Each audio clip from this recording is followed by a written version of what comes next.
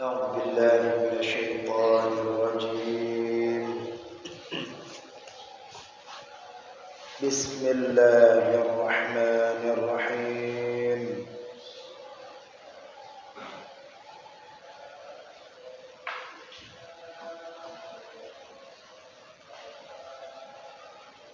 Dan lagi kata Imam Al-Ghazali rahimahullahu ta'ala,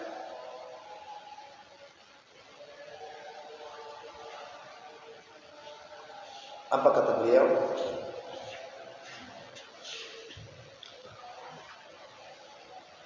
Wa yanbaghi lil ummi an takhufahu bil abi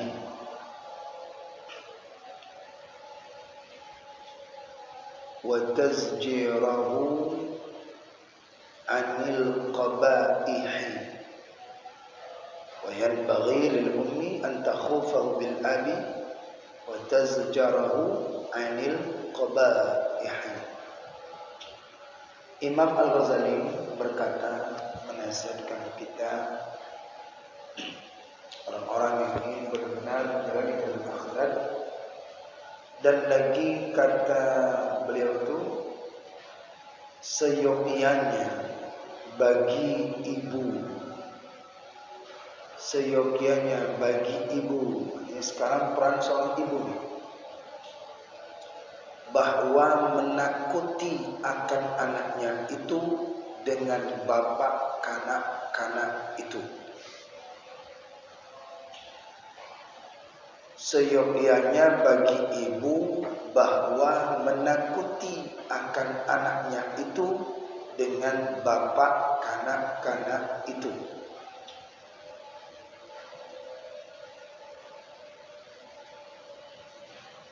Lagi seyogyanya bagi ibu itu menegahkan ia akan anaknya itu daripada berbuat kejahatan akan bapaknya itu dan lainnya.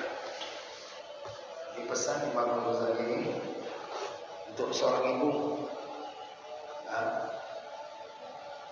Jangan sampai peranan seorang ayah, seorang bapak di depan anak tidak ada wibawa. Maka seorang ibu itu dia harus sampaikan kepada anaknya, dia takut-takutkan. Jangan lakukan ini, nanti nampak ayahmu, dihukum nanti. Padahal tidak. Tapi dia menakut, nanti dipukul pakai ini, nanti dihukum. Ditakut-takutkan dia kepadanya supaya dia di dalam keluarga harus ada yang disegarkan. Ini peran seorang ibu. Seharusnya demikian. Dan juga sebaiknya seorang ibu itu dia cegahkan daripada anak berbuat kejahatan kepada bapak. Salah satunya dia pelototkan mata kepada bapak. Kalau orang dulu bila orang tua itu melototkan anaknya itu matanya, dia menunduk. Kalau sekarang tidak, kita pelototin anak-anak balik dia melototkan matanya kepada kita. Ini menunjukkan tanda bahwasanya itu anak itu kedurhakaan. Maka oleh karena itu harus ada seorang ibu itu peran cepat makan. Nanti apa ayah nanti nama gitu. Jadi seorang ibu itu dia sampaikan kepada anaknya antakhufahu, bahwa ia memberikan peringatan kepada anaknya. Peringatan. Kalau nanti tidak sekolah akan dihukum, tidak diberikan uang jajan. Takutnya.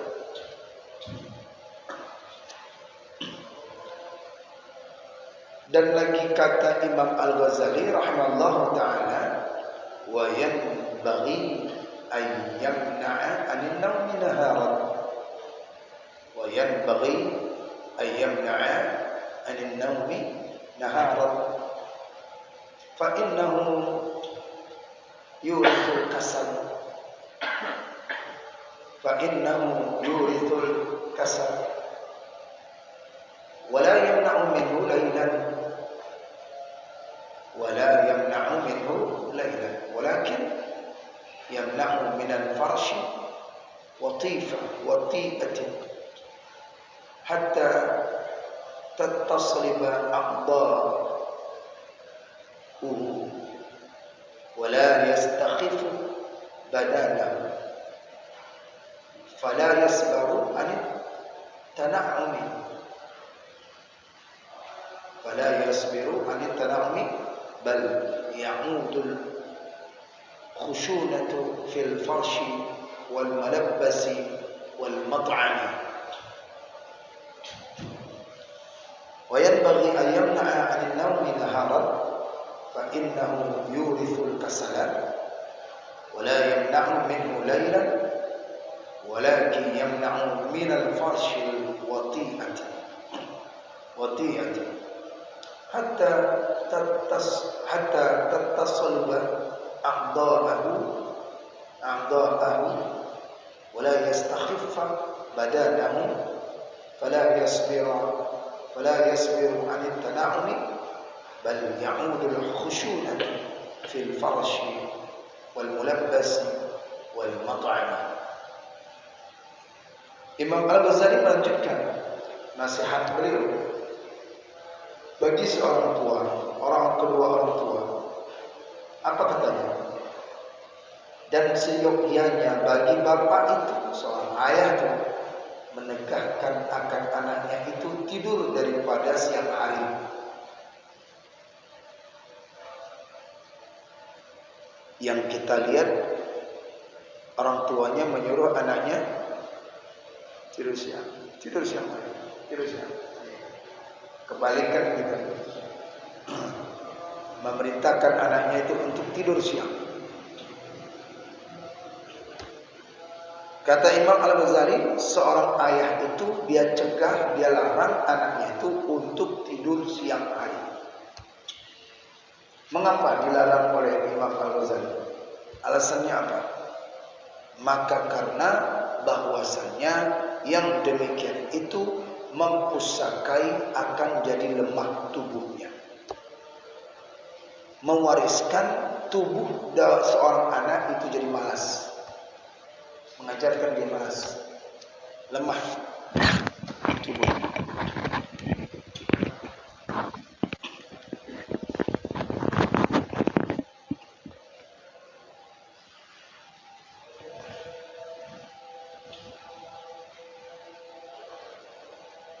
Dan penyegan tubuhnya, tadi jadi lemah, kemudian penyegan tubuhnya jadi malas. Penyegan itu malas untuk melakukan aktivitas itu, beribadah apalagi.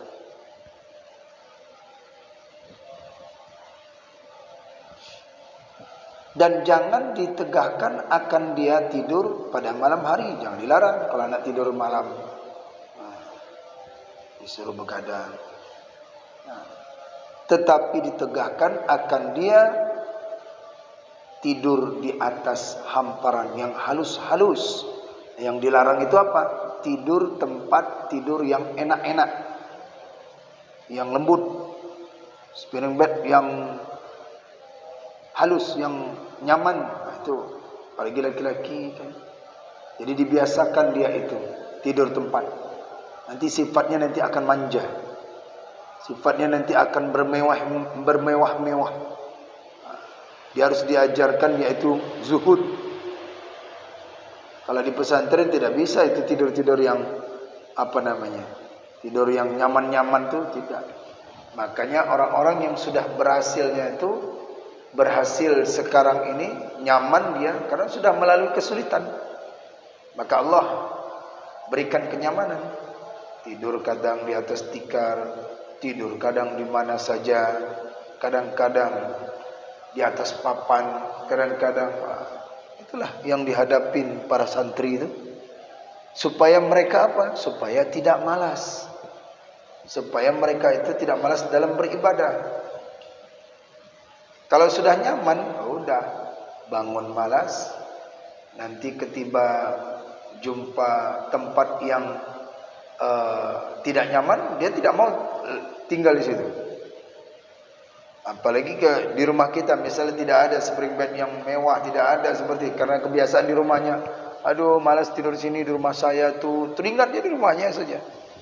Nah, jadi kalau orang yang sudah terbiasa susah, ketemu susah, nggak terkejut. Nah, jadi anak itu dilatih ya untuk tidak tidur yang nyaman, yang halus tempat tidur hamparannya itu. Hingga jadi kuat tubuhnya itu. Ternyata bukan menyakitkan tubuh, malah menguatkan tubuh. Nah, tidur yang kasar-kasar, tempat-tempat yang tidak nyaman.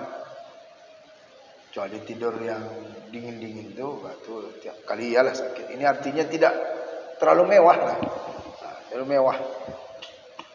Yang lembut. Ya.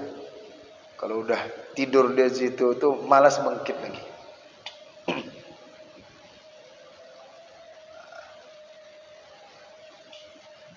Dan supaya jangan jadi lemah tubuhnya tuh.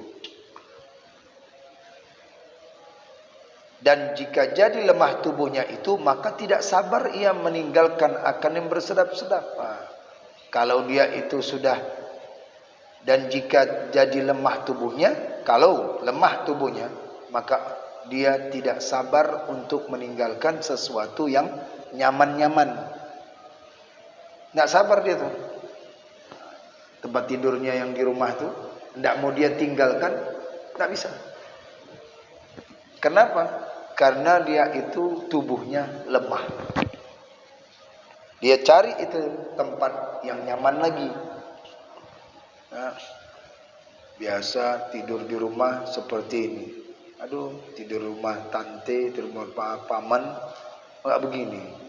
Tidurnya ala kadarnya saja. Nah, dikembangkan. Tidur di atas ambal saja.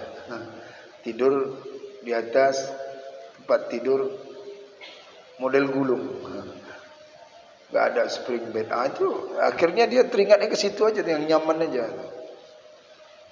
Dan jadilah dia itu malas. Maka para santri-santri itu luar biasa mereka tuh. Mandirinya itu luar biasa mereka.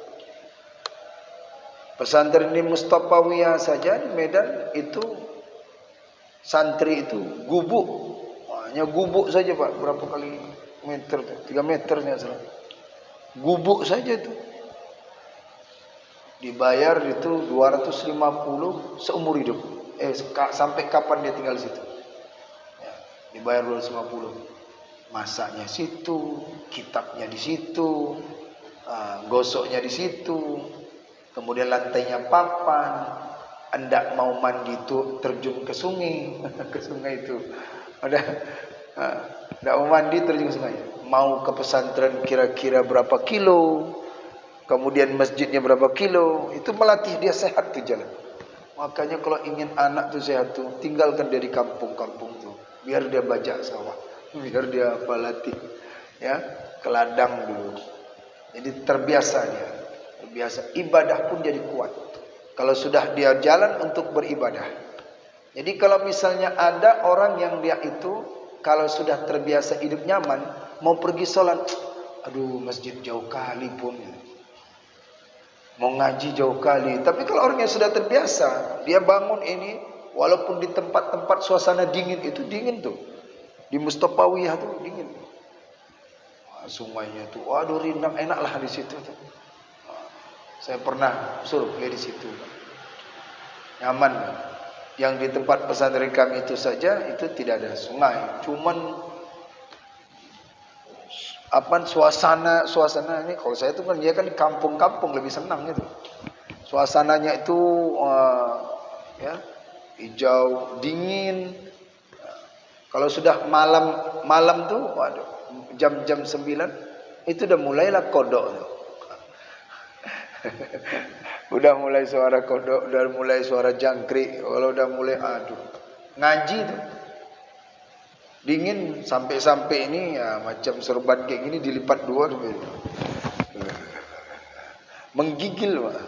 Menggigil. Jadi kalau udah ketemu dia itu ibadah susah lagi, enggak lagi. Karena mereka sudah dilatih gitu. Makanya masukkan anak ke pondok, tapi jangan pondok yang nyaman. Jangan nyaman, biarin susah, gak apa-apa. Melatih dia tuh. Ya. Dari kecilnya tuh dikasih tempatnya. Ini pesantren maunya yang mewah, yang makanannya mewah. Kemudian tempat tidur dibeli yang mewah karena sayang sama anak. Kemudian pokoknya dikasih jajannya banyak. Tidak. Bukan begitu diajarkan oleh Imam Al-Ghazali. Membiasakan anak itu supaya dia tidak lemah tubuhnya, lebih lagi supaya kuat ibadah. Ya. Maka dari santri-santri itu yang luasnya pesantrennya itu jaraknya masjidnya saja, pondoknya saja itu jauh, Pak. Jalan melurus. Ya, sepanjang jalan ini rumah mereka nih, gubuk mereka. Mau ketemu masjid ini jauh. Mandinya aja jauh. Ketemu jalan, bolak-balik. Solat 5 waktu, ngajinya lagi. Maka kuat kaki mereka. Kalau ketemu susah, enggak terkejut lagi. Kalau mereka mengaji ngantuk, enggak terkejut lagi. Kenapa? Udah dilawan. Awal-awal iya ngaji. Malah ngantuk. Ya, saya pernah juga. Karena ngantuk beratnya itu mana? Kadang ini pena udah nunjuk kemarin. Rupanya guru dan baca sebelah, kita masih sini ya. Paham? Pada mata ngantuk. Itu perjuangan awal tahan. Besok kebiasaan. Kadang-kadang diejek sama kawan, ya. Kadang-kadang guru nyampaikan juga. Ya. Sampai digelarkan Abu Naum ada yang tidur baru mulai ngaji Al-Fatihah. Sudah dia tidur deh. Tapi kalau bawa ngobrol nggak tidur dia. Nah ini, maka mereka dilatih, anak pesantren itu dilatih. Suasana yang tidak nyaman, jangan tidurnya di tempat yang halus, tidurnya jangan tidur siang. Tidur mereka tuh ya biasanya bukan tidur siang yang ini ya, tidur sebelum zuhur itu mungkin dilatih bagi mereka. Tidur hanya sekuat daripada untuk ibadah saja, untuk ngaji. Dah, kata Imam Al-Ghazali, dan jika jadi lemah tubuhnya itu, maka tidak sabar ia daripada meninggalkan akan yang bersedap-sedap dan bersenang-senang itu. Tetapi hendaklah dibiasakan kanak-kanak itu tidur di dalam tilam yang kasar. Tidur di dalam tilam yang kasar, bukan dalam tilam, artinya di atas tilam. Tilam. Kalau tidur tilam yang kasar itu ya tilam orang dulu memang tilam kapas tuh kan, tilam kasar. Sekarang enggak, tilam yang biasa dibeli yang gulung itu, tipis tuh, diranjangnya. Siapa yang anaknya di pesantren di sini ada lihat tilam anaknya tuh? Ya, begitu udah tidur tuh. Saking lembutnya itu sampai terasa papannya. Lembutnya. Enggak apa-apa. Beri motivasi anak tuh. Sekarang susahnya kamu nanti senang. Nanti senangnya dapat. Susah dulu. Jangan tidur mau nyaman, tempat yang nyaman, ngaji yang enak. Ya. Kita sudah enak, masjid dekat. Ya. Ngaji ada. Enggak sulit. Sudah enak. Belum juga bisa menghadirkan itu. Kenapa? Karena terbiasa nyaman. Tapi kalau coba masjidnya aja, misalnya jaraknya berapa, itu apalagi untuk ke sana sulit. Hujan, aduh malas ke masjid hujan. Aduh ke masjid banjir. Tapi bagi orang yang sudah terbiasa, dia laluin itu. Teringat dia semasa dia di pesantren. Teringat dia sewaktu masa dia dilatih di pesantren itu. Walaupun hujan, walaupun apa, tetap dia jalan. Kenapa? Karena mereka itu sudah dibiasakan dengan hidup dalam keadaan yaitu keadaan tidak nyaman untuk beribadah. Itulah pesan Imam Al-Ghazali rahimallahu taala untuk mendidik anak itu dengan tidak senang terlebih dahulu. Kalau tidak ada orang tuanya lagi, bingung dia nanti itu. Sudah terbiasa. Dan makanan yang kasar yang tiada sangat sedap. Ini harus dibiasakan. Anak-anak yang makanan yang biasa enak-enak di rumah, jangan sekali terus diberikan makanan yang enak-enak. Maka dah paslah tu. Bila ada anak ada rezeki, masukkan anak pesantren. Aduh, masuk pesantren sekarang mahal. Ya, jangan cari yang mewah-mewah. Namanya pesantren, apa saja masuk. Ada pesantren yang tak bayar, ada. Cuman biaya makan dia saja, ada. Jangan pesantren yang terkenamaan, itu jelas. Guru-gurunya pasti itu. Ada pesantren yang mana guru-gurunya itu memang ikhlas, ada. Tapi tinggal kita sajalah dulu. Ada di pesantren itu uang sekolahnya saja bayar, tapi uang haji tidak ada. Itu namanya cari pesantren yang tradisional. Jangan pesantren yaitu terpadu. Kalau terpadu pasti bayar sekolah. Kalau saya masuk yang tradisional, tidak ada sekolah situ, tidak ada. Bila sekolah keluar, yang tinggal situ tuh. Dia kenapa? Tradisional tuh ngaji saja. Baca kitab saja. Dalami agama saja, tradisional. Karena kita ngaji kitab turos, jadi kita mengaji kepada orang-orang tua. Orang-orang tua. Lebih banyak pengalamannya. Nah, itu pesan Imam Al-Ghazali atas pendidikan anak. Bila nanti kita tidak didik seperti Imam Al-Ghazali ini, kita yang rasakan nanti kalau sudah besar. Dan banyak kita lihat contoh anak-anak yang sudah tidak terbiasa lagi susah. Dan banyak kita lihat anak-anak ketika dia mau ke masjid udah malas. Kenapa dia malas? Aduh, kotor baju, nanti mau ke masjid hujan, dia udah malas. Kalau sudah di pesantren dia nggak ada lagi terasa lagi. Kalau dapat sejauh mungkin, tidak apa-apa. Sejauh mungkin tempat tinggalnya masuk pergi ke tempat ngajinya jalan, biar dilatih kuat kakinya. Kemudian Imam Al-Ghazali berkata, wayan bagi ayyamna'a min kulli ma yaf'aluhu fi khafiyatin fa innahu la bi khafiyyihi illa wa huwa ya'taqidu annahu qabihun fa idza taraka ta'udu fi'lu qabihi fa idza taraka ta'udu fi'lul qabihi. Melanjutkan Imam Al-Ghazali, seyogyanya bagi bapak itu menegahkan akan anaknya, melarang akan anaknya dari tiap-tiap yang diperbuatnya itu di dalam bersembunyi.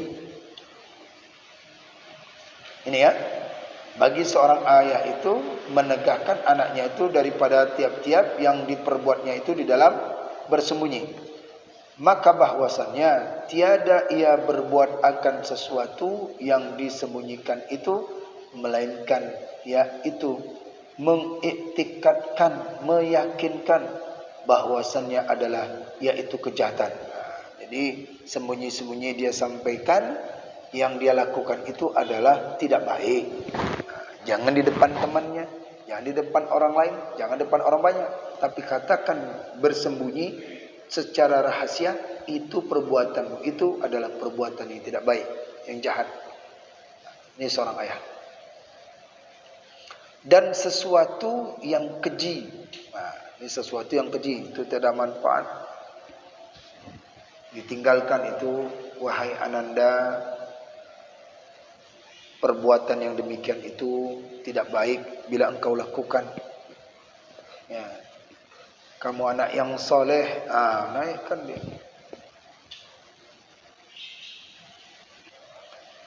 Wa ya'udu fi ba'din nahari wal mashyi wal harakati wal riyadati hatta la yaghlubu alaihi al-kasal. Wa ya'udu fi ba'din nahari wal mathna wal harakati wal riyadati hatta la yaghlubu alaihi al-kasalu.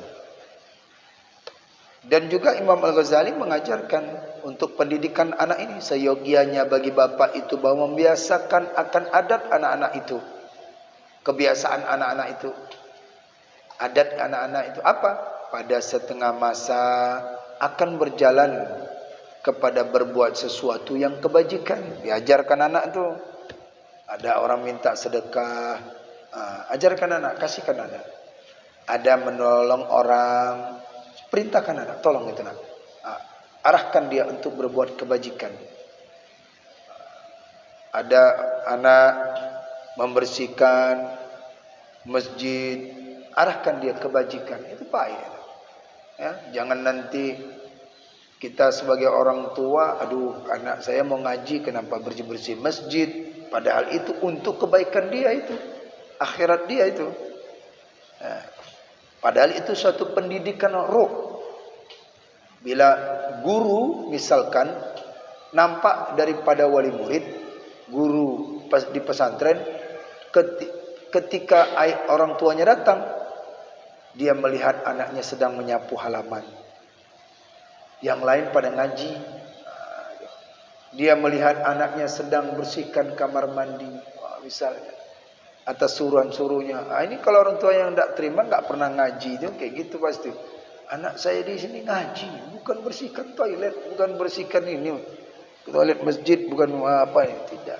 Itu menunjukkan pendidikan roh bagi seorang anak.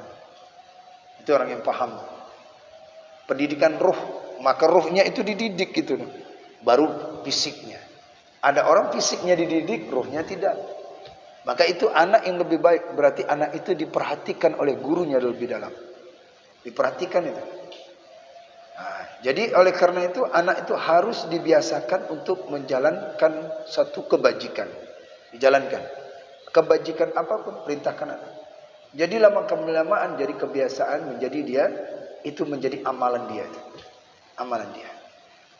Walaupun cuman apa sajalah yang misalnya sekitar masjid ini, biasa membantu masjid, membantu daripada bersihkan, mengembangkan karpetnya, atau apa saja bersih kebaikan. Kemudian dan membiasakan ia akan anaknya itu pada setengah bergerak kepada berbuat sesuatu pekerjaan yang baik. Bergerak, melangkah, ada sesuatu yang baik-baik. Dan seyogianya bagi bapak itu menyuruhkan anaknya itu dengan riyadhah. Riyadhah di sini apa ini? Orang tuanya, ayahnya menyuruh anaknya itu riyadhah, latihan. Latihan apa? Yakni dengan bersusah-susah pada melawani akan dirinya itu pada setengah masa. Nanti masa yang akan datang itu dia akan hadapi. Maka ketemu dia susah dulu, dia lawan itu. Riyadhah dulu. Ya, riyadhah anak untuk puasa pelan-pelan. Riyadhah anak itu dilatih untuk sholat subuh. Itu kan dingin tuh bagi dia tuh. Kalau yang belum terbiasa lama kelamaan jadi terbiasa. Biar bangun saja nggak apa-apa. Tiba di masjid itu udah tidur dia. Anak-anak tuh kalau yang baru-baru diajak itu nyawanya setengah itu. Artinya dia apa? Tidur. Tiba di sini tidur. Kalau yang maghrib itu kan fit badan tuh maghrib, ribut-ribut. Isya, waduh, maghrib yang paling semangat mereka. Coba kalau dia dibawa subuh yang terbiasa dia, yang biasa lasak, biasa lari-lari, itu paling ambil sandaran tuh, langsung tidur. Dari mulai awal sampai salam dia masih tidur. Gak apa-apa, bawa aja ya, biar walaupun dia tidur sih. Nanti lama-kelamaan terlatih dia. Gak apa-apa. Walaupun cuma tidur dia di situ tuh. Baterainya belum penuh tuh. Coba kalau maghrib, aduh susah kita ngawali anak-anak. Didiamkan di sini, wah ribut yang di sana. Diamkan di ribut yang di sana. Tidak mau bariskannya, udah kita takbir, Allahu Akbar, umroh suaranya. Biasa itu. Ya kan? Nah, tinggal nanti mereka tuh coba bawa subuh tuh. Itu nggak mampu lagi tuh. Jangankan untuk bergerak daripada tubuh, bergerak matanya udah berat. Nak melihat nih, kita sudah bisa tak salam, dia mata begini. Ngantuk. paling enak tidur. Tak apa-apa, latih saja. Bawa anaknya ke masjid walaupun sudah bangun. Nah, ayo. Tapi jangan pula nanti di sana tidur sana aja. Biarkan aja. Itulah pesan Imam Al-Ghazali, bersusah-susah dan mereka itu riyadhah. Supaya jangan ghalib padanya itu penyegan dan lemah diri. Supaya jangan sampai dia itu penyegan, maksudnya sungkan, tidak melakukan kebaikan itu sungkan aja, malas. Itu malas. Kaslun. Al-kaslu itu malas artinya. Jangan sampai dia itu terbiasa yaitu sungkan. Wa ya'udu ayyakshifa atrafahu wa la yusri'u al-mithlu wa la yar'a yadayhi bal yatadammaha ila sadrihi. Dan seyogyanya bagi bapak itu bahwa membiasakan adat kanak-kanak itu bahwa jangan ia membukakan segala ujung lututnya dan segala auratnya.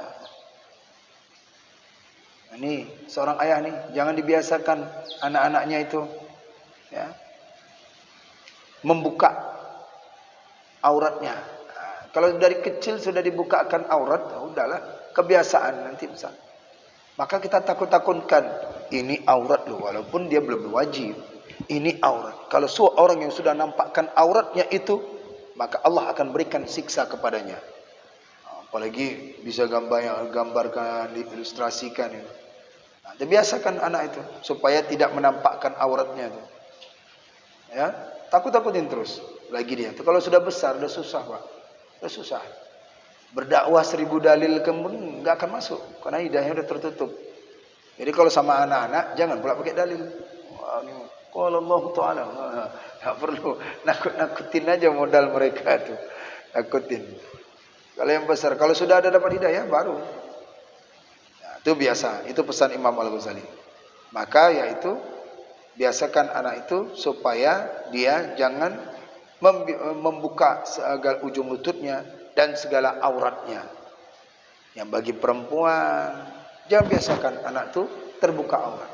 Ajarkan dulu jilbabnya, ajarkan dulu pakai mukenanya. Yang laki-laki, jangan biasakan pakai celana pendek. Jadi biasakan takutin. Nah, ini dia. Ya. Supaya tahu dia bahwasanya Islam melarang tidak membuka aurat. Dan jangan ia bersegera di dalam perjalanan itu. Perjalanan apa? Membuka aurat. Dan jangan ia menurunkan akan kedua tangannya pada ketika ia berjalan itu. Dan jangan ia menurunkan akan kedua tangannya pada ketika ia berjalan itu. Tetapi hendaklah ia menghimpunkan akan keduanya itu kepada dadanya. Nah, ya, melepaskan kedua tangannya pada ketika jangan. Artinya itu tunduk, tawaduk seorang anak itu. Menghimpunkan kedua tangan. Ini panjang nih nasihat Imam Al-Ghazali.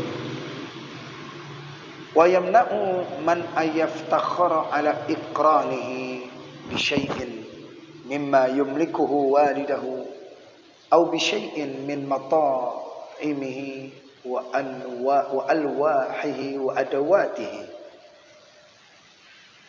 Wa yamna'u man ayyaftakhara ala iqranihi bi syai'in mimma yumlikuhu waliduhu aw bi syai'in min mata'imihi wa alwahihi wa adawatihi. Artinya seyogyanya bagi bapak itu bahwa menegahkan akan anaknya itu daripada ia bermegah-megah, bermewah-mewah atas orang yang sama-samanya dengan sesuatu yang dimiliki akan dia oleh dua ibu bapaknya. Itu dilarang orang tua itu jangan Dia hanya berdekatan kepada orang yang selepel dengan dia, sekaya dengan dia. Itu. Dia harus berteman kepada orang-orang yang di bawahnya juga. Sekarang kan banyak bertemannya udah itu aja gitu. Ya, bertemannya yang kayak ini, tidak yang ini enggak milih. Jangan diajarkan anak-anak itu berteman kelompok-kelompok ini. Nanti besar dia berkelompok aja. Seolah-olah dia tidak butuh dengan manusia yang lain. Jadi harus belajar dengan setiap kalangan dia berteman.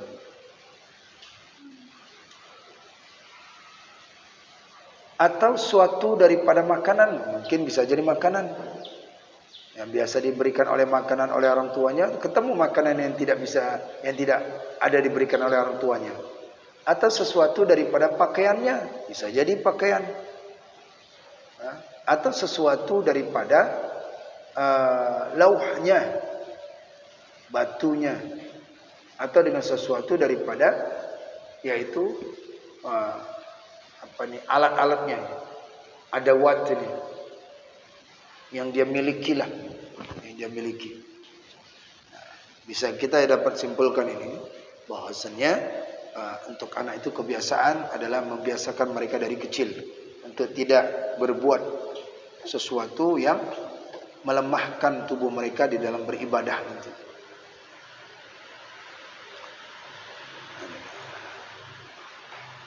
Wa ya'udu tawaddu'u wal ikrami likulli min ashirihi wa talattufi fil kalami ma'ahum. Wa ya'udu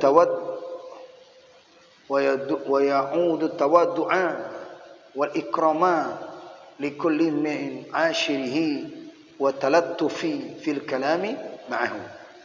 Seyogyanya bagi bapak itu, seorang ayah lagi, ini peranan ayah, bahwa membiasakan akan anaknya itu merendahkan diri, tawadu.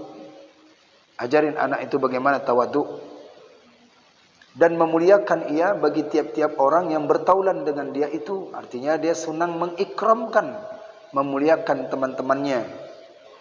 Dengan cara apa memuliakannya? Ya, kita yang mengajarkan dalam min ashir. Ashir itu pergaulan, mempergaulkan. Wa ashiruhunna, karena ada di dalam Al-Quran itu pergaulah istrimu. Itu seorang anak itu diajarkan, kata Imam Al-Ghazali, bagaimana cara merendahkan diri, tawaddu, dan ikram, memuliakan taulannya, teman-temannya, dan lemah lembut di dalam perkataan serta mereka itu. Talattuf, talattuf itu lembut, lemah lembut, fil kalam, di dalam perkataan beserta mereka itu. Itu diajarkan. Jangan kasar-kasar, jangan sesuatu yang melukai hati, jangan menyakiti hati temannya. Ini yang kita ajarkan dari kecil pada anak supaya mendidik mereka itu besarnya nanti kelak akan terbiasa berbuat kebaikan.